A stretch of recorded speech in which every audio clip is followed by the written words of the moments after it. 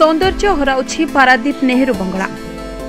बंगोपसागर नील ढेउरे महानदी स्वच्छ जल मिसिजिबार दृश्य देखिबाकू एठारे वर्ष सारा पर्यटकों भिड़ लगे।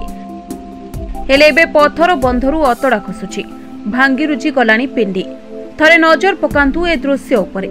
ए हेउछि पारादीप नेहरू बंगलार दृश्य। वर्ष सारा एठाकू पर्यटकों आगमन हुए। पर्यटन ऋतु आसिले पिकनिक पाई भिड़ जमे। बंगोपसागर नील ढेउरे महानदीर जल मिसिजिबार दृश्य को लोके उपभोग करती। हेले एबे पथर बंधरू अतड़ा खसुछि। केवल नेहरू बंगला नुहे, एठाकार मनमथ उद्यानर अवस्था न कहबा भल। जंगलिया परिवेश रे एठारे पिकनिक पाई निर्मित पिंडी गुड़िक भांगी रुचि गलानी। हेले एहार रक्षणाबेक्षण पाई किछि भी पदक्षेप निया जाउनी। पारादीप अच्छा लग रहा है, नेचर अच्छा है, बस थोड़ा सा सफाई और अच्छे से होता तो अच्छा लगता, और पानी और ज्यादा जो देखने की जगह है वो ठीक से रहता तो और भी अच्छा लगता। नहीं तो नेचर बहुत अच्छा लग रहा है। आमे प्रशासन को तो बारंबार आसी 2 वर्ष है जनाऊँ तार से माने किसी शुणुना।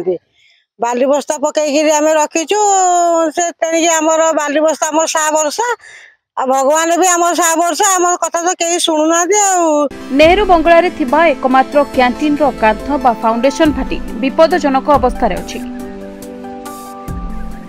बाकू बता भली बाहर पटे केवल बाली बस्ता पका जायछि। पूर्वर निर्मित प्रोटेक्शन वाल और फ्लैग पोल केबेठू भांगी रुझी जायछि। सेबटे पर्यटन स्थलीर पुनरुद्धार पाई पदक्षेप नियाजिबो और पिकनिक स्पॉट रे पॉलिथिन निषिद्ध कराजिबो बोली कहउछंती प्रशासनिक अधिकारी।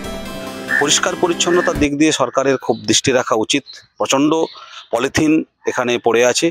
सरकार এই বিষয়টিতে दृष्टि दिच्छेन किना जाने ना, यदि देन उड़ीसा सरकार खूब भालो लागबे। आमरा पश्चिमबंग থেকে এসে আরো आनंद उपभोग करते पारबो। আরেকটা জিনিস যেটা দেখলাম যে সমস্ত রকগুলো সমুদ্রের ধারে ফেলা আছে অগোছালোভাবে, সেগুলো যাতে আরো সুন্দর করে সরকার পক্ষ থেকে ওগুলো সাজিয়ে দেওয়া হয়, তাহলে আমাদের মতো পর্যটকদের খুব ভালো লাগবে।